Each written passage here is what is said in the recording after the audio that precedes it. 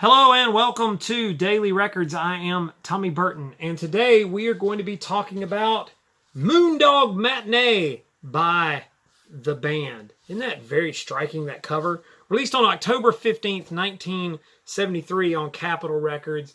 Most people know the band: Rick Danko, Levon Helm, Garth Hudson, Richard Manuel, and Robbie Robertson.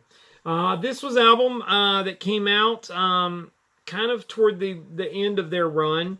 And this album was a little bit misunderstood when it came out because it featured cover songs, and it showcased the band's sort of influence of rhythm and blues music.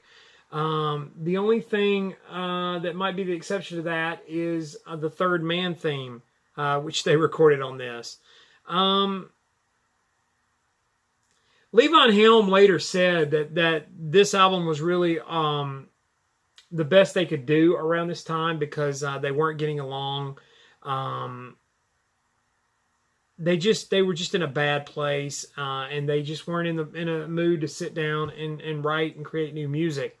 And so what they were going to do was to sort of recreate their set list back in the mid-'60s when Levon Helm was with the band, and they were called Levon and the Hawks, and they would play clubs everywhere. And so they were going to do that, but really only one of the songs on here, Share Your Love With Me, was one of the only ones that they performed back then. The rest were just songs that the group liked. Holy Cow and A Change Is Gonna Come, those were actually songs that kind of came after that period. Album features Ain't Got No Home, the Clarence Frogman Henry song. I mentioned Holy Cow, Alan Toussaint.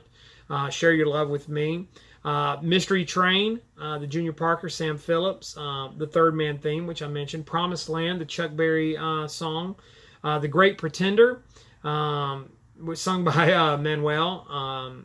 I'm Ready, the Fats Domino song. Saved, Jerry Lieber and Mike Stoller. And like I said, A Change Is Gonna Come. Now the album, kind of as misunderstood as it was when it was released, has kind of undergone a little bit of reprisal, and some people have come back and said that it's one of the better cover albums. A lot of groups were doing this back then, so it's hard to really kind of understand everything that may have been going on. And when you've got a group like the band with such wonderful writers that were in this group, it's hard to understand why they would spend time recording material that really had been done very well to begin with. But again, as a group and as a unit, the band was always very tight and usually had something to offer. So is it one of the better efforts from the group? I don't think so. I think you can do much better going with some of the earlier stuff. But as a pleasant, just sit down, listen, it's okay.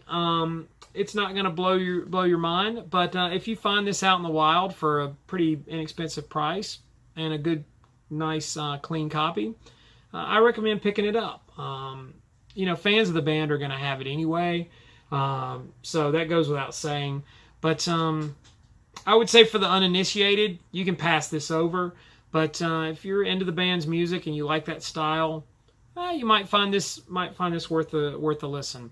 So today's Daily Record, Moondog Matinee by the band. Like, comment, subscribe, share. Follow me on Instagram and Twitter. It's TommyBurton75. I love interacting with you guys. Meantime, I'll see you all again tomorrow with another Daily Record.